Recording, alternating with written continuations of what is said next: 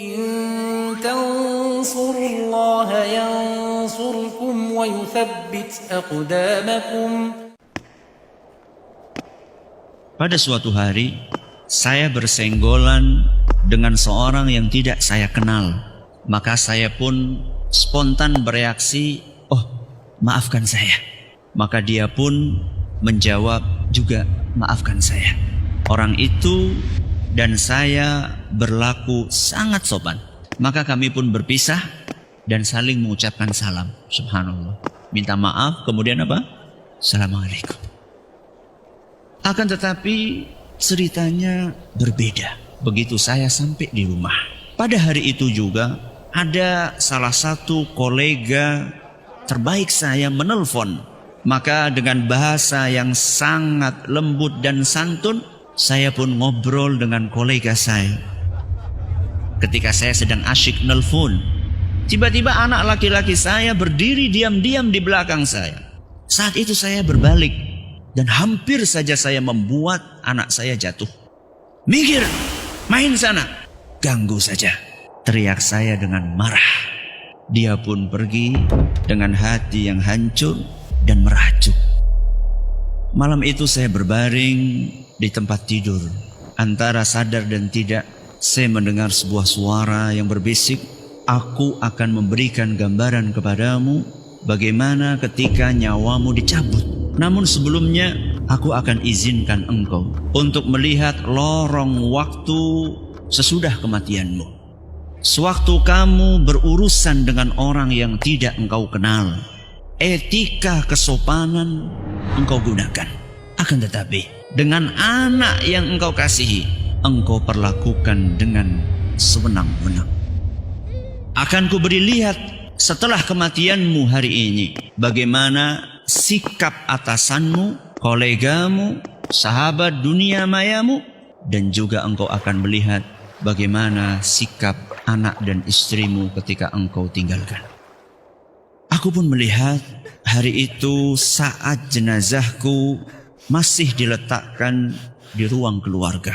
Ternyata hanya satu orang sahabat dunia mayaku yang datang. Selebihnya hanya mendoakan lewat grup. Bahkan ada yang sama sekali tidak komentar apapun atas kematianku. Lalu teman-temanku sekantor hampir semuanya datang. Mereka hanya sesaat melihat jenazahku.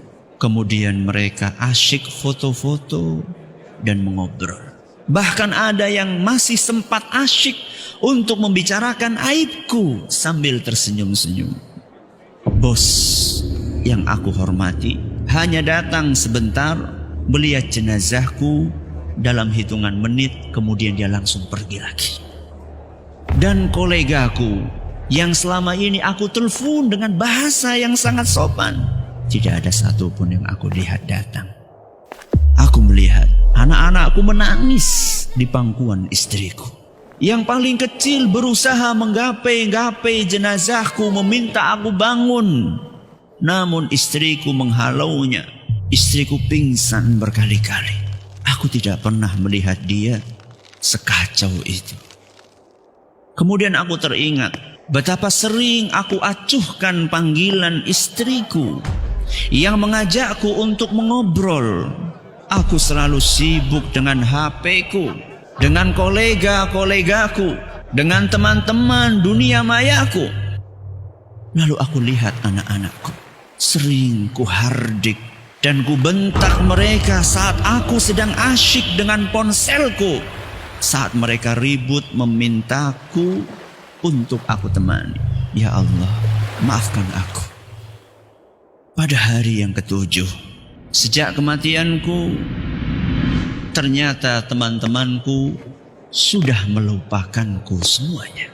Sampai detik ini aku tidak pernah mendengar ada di antara mereka yang mendoakanku. Perusahaan tempat aku bekerja telah menggantiku dengan karyawan yang lainnya. Teman-teman dunia maya masih sibuk dengan lelucon-lelucon di grup tanpa ada yang membahasku atau bersedih terhadap ketiadaanku di grup mereka. Namun aku melihat istriku masih pucat, dan menangis. Air matanya selalu menetes saat anak-anakku bertanya, "Di mana bapak mereka?" Aku melihat istriku begitu lunglai dan pucat. "Kemana semangatmu, istriku? Ya Allah, maafkan aku." Hari yang ke-40 sejak aku tiada. Teman-teman Facebookku lenyap secara drastis. Semua memutuskan pertemanan denganku, seolah tidak ingin lagi melihat kenanganku semasa hidup. Bosku, teman-teman kerjaku, tidak ada satupun yang mengunjungiku di kuburan atau sekedar mendoakan dari rumahnya. Lalu kulihat keluargaku. Istriku sudah bisa tersenyum. Akan tetapi tatapannya masih kosong. Anak-anak masih ribut, menanyakan kapan bapaknya pulang. Dan yang paling kecil, yang paling kusayang, masih selalu menungguku di jendela menantikan aku datang. 15 tahun berlalu. Kulihat istriku sedang menyiapkan makanan untuk anak-anakku. Sudah mulai kelihatan guratan tua dan lelah di wajahnya. Dia tidak pernah melupakan anak-anak untuk ziarah makam bapaknya. Jangan lupa berdoa setiap sholat. Sampai bertahun-tahun, anak-anak dan istriku pun masih terus mendoakanku di dalam sholat-sholat mereka, agar aku selalu berbahagia di akhirat sana. Lalu seketika, aku terbangun dan terjatuh dari dipan. Ya Allah, alhamdulillah. Ternyata aku cuma bermimpi. Pelan-pelan aku pergi ke kamar anakku dan berlutut di dekat tempat tidurnya. Masih aku lihat air mata di sudut matanya. Oh, kasihan sekali. Terlalu kencang aku membentak dia. "Anakku, bapak menyesal karena telah berlaku kasar kepadamu." Maka si kecil pun bangun dan berkata, "Oh bapak, tidak apa-apa.